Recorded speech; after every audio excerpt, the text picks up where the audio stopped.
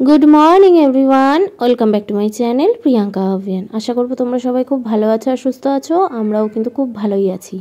আর আজ হচ্ছে শনিবারের সকাল থেকেই ব্লগটা স্টার্ট করছি। তো দেখতে থাকো, সাথে থাকো। আশা করি আজকের ব্লগটাও তোমাদের খুব খুব খুব ভালো লাগবে। সকালবেলা উঠে চা খাওয়া কমপ্লিট হয়ে গেছে। চা করে সবাই মিলে বসে যেরকম চা খাই, চা খাওয়া কিন্তু কমপ্লিট হয়ে গেছে। তারপরে আমি রান্নাঘরে চলে এসেছি এখানে গোলা রুটি করতে।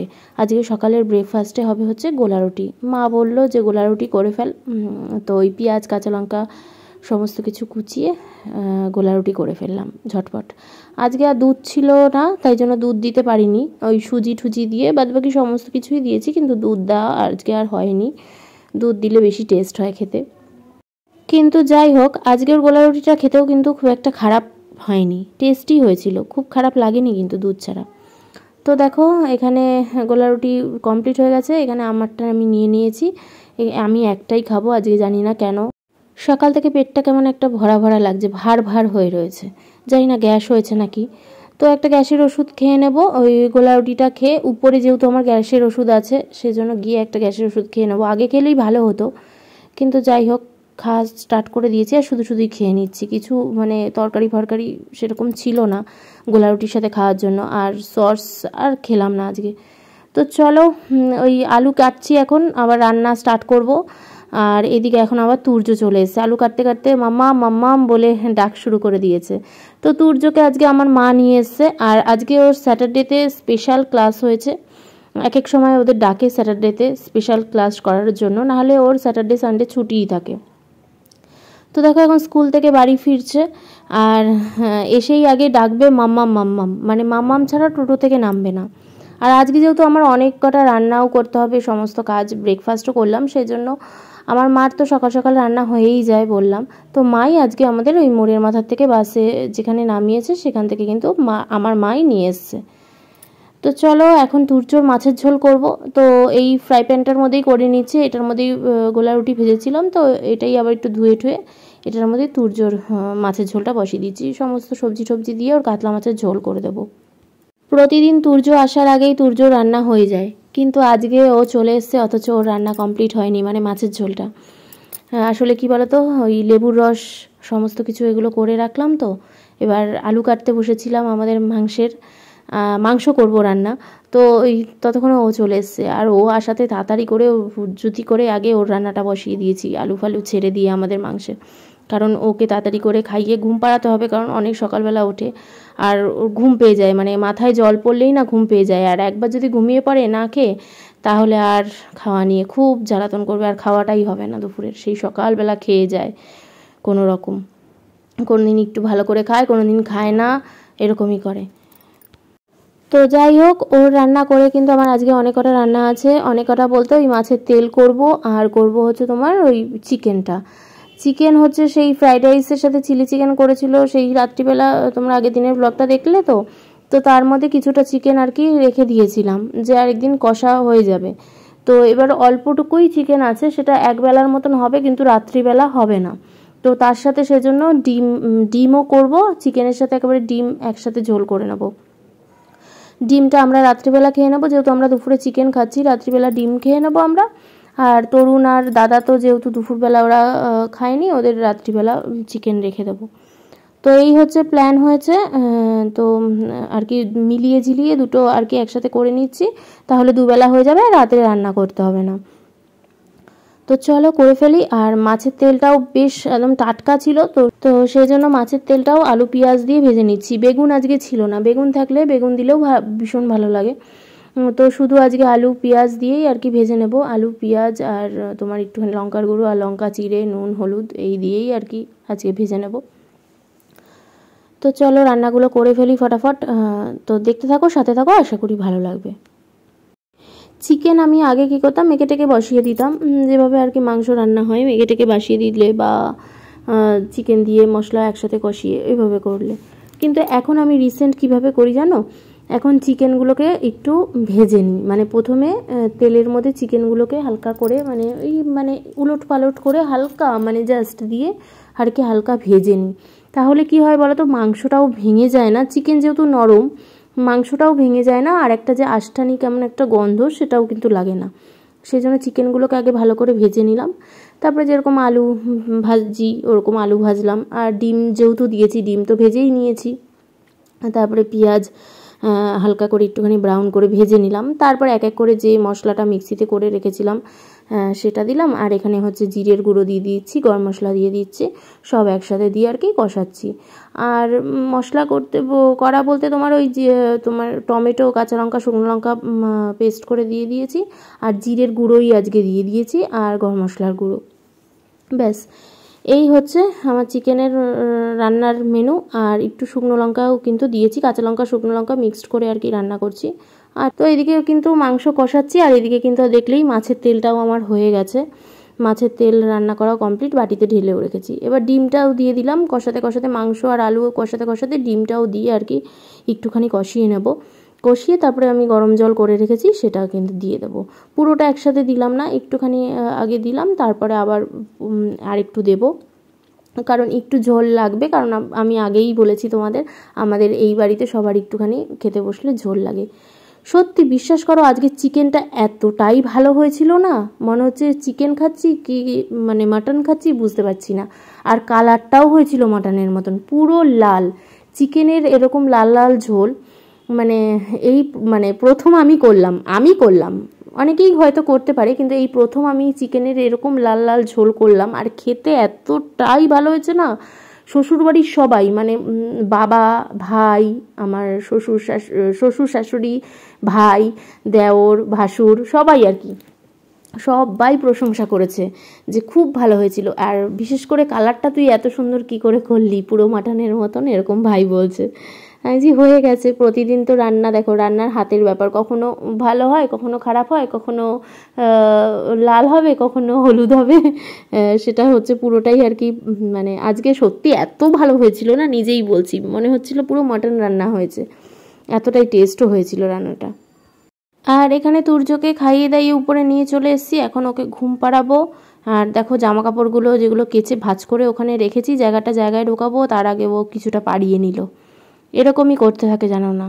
আর এদিকে কিন্তু মানে এখন ঘুম পাড়াবো, সে বলছি খাটে ওঠ, উঠছেই না খাটে, সেই ডয়ার খুলছে, এটা বার করবে ওটা বার করবে, সমস্ত কিছু এত দুষ্টুমি করে না গো, কী বলবো তোমাদের। দেখো পেন নিয়েছে, পেনে দেখো খোঁচা খাবে না বলো, কীভাবে নেয় ও, আমার এত ভয় লাগে না, মানে কি বলবো, কোন দিন না চোখের মধ্যে খোঁচা খাবে।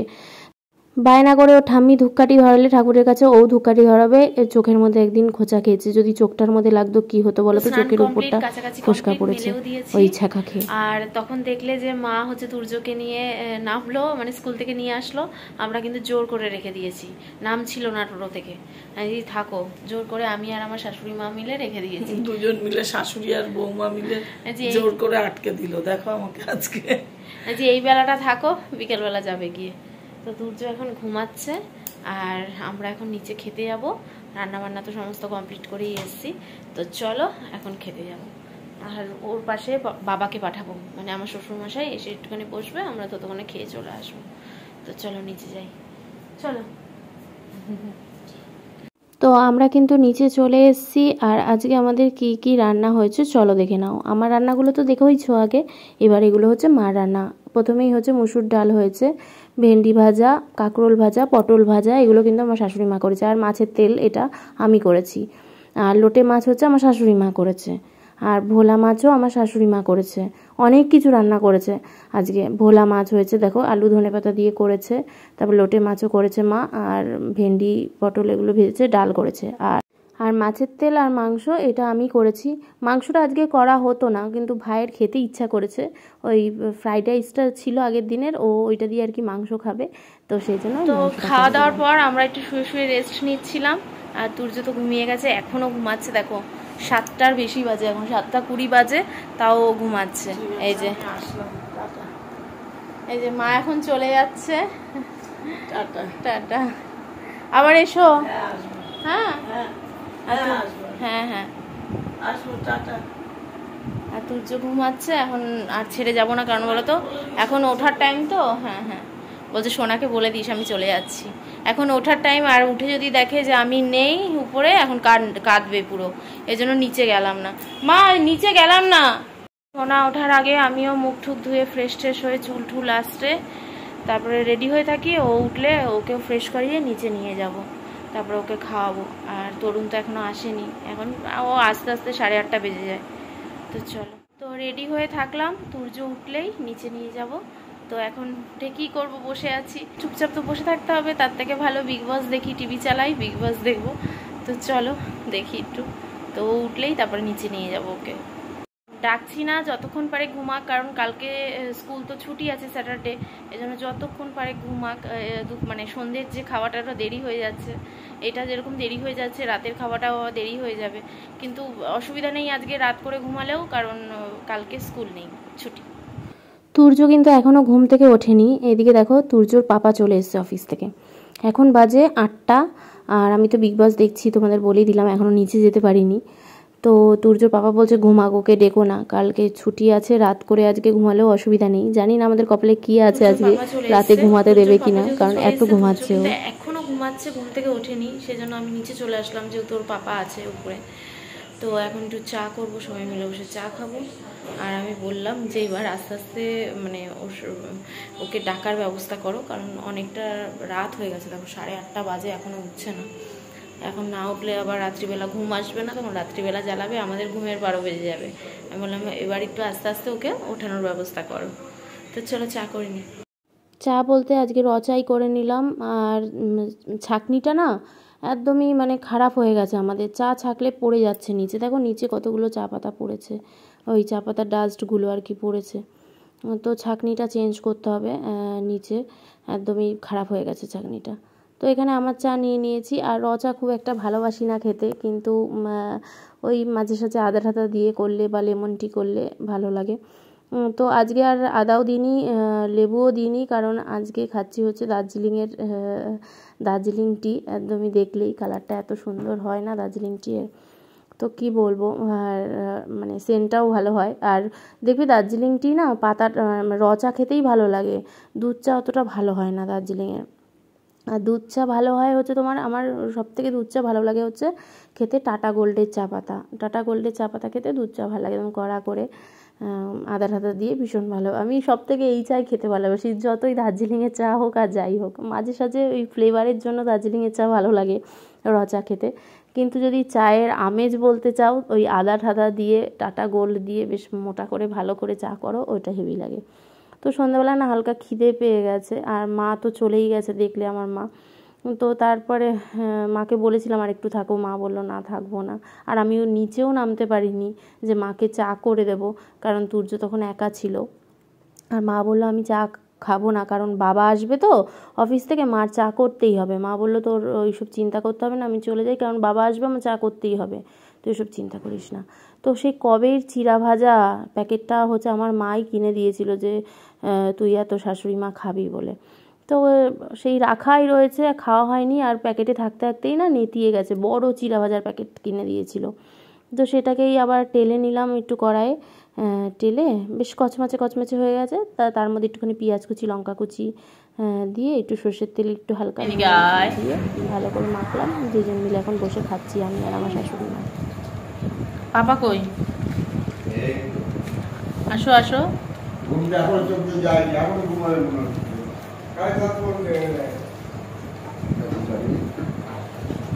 তুমি কি লাগিয়েছো? দুটো কি লাগিয়েছো?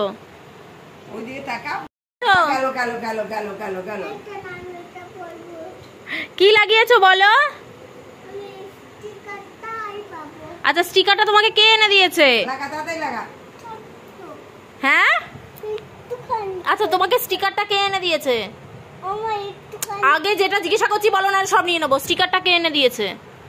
কে এনে দিয়েছে বলো? তোমাকে কে এনে দিয়েছে? কে হয় ছোট তোমার? বড় দাদাই। এই বড় দাদাই? না না, বড় দাদাই তো জেঠু। ভালো দাদাই, ও তো ভালো দাদাই ডাকে। হ্যাঁ,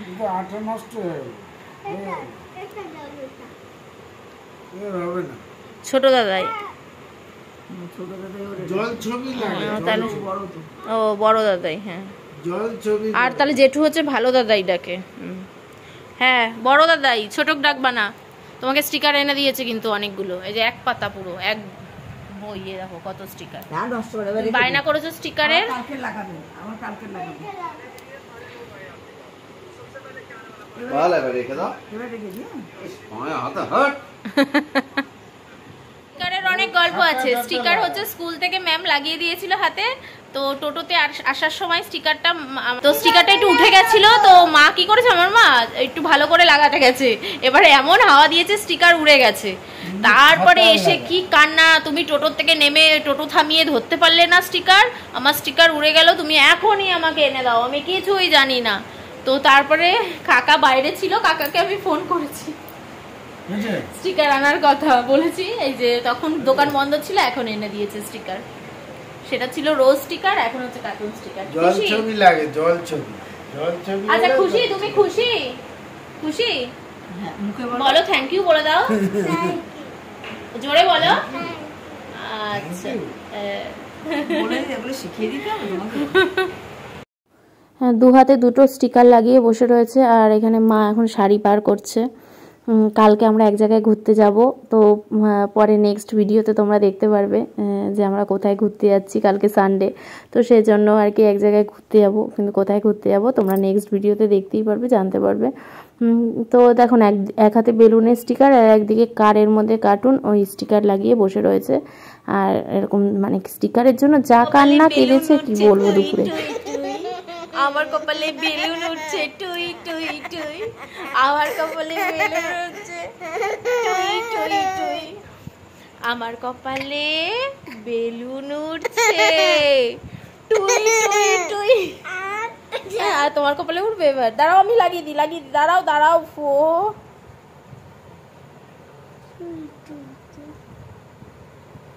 এই মামামের কপালে বেলুন উঠছে তুই তুই তুই, মামামের কপালে বেলুন উঠছে।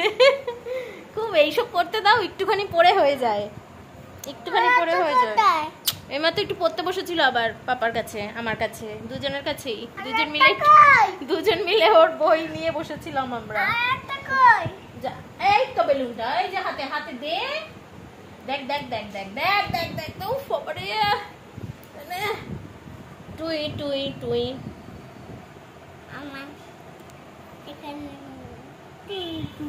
দাও আমি দিয়ে দিই।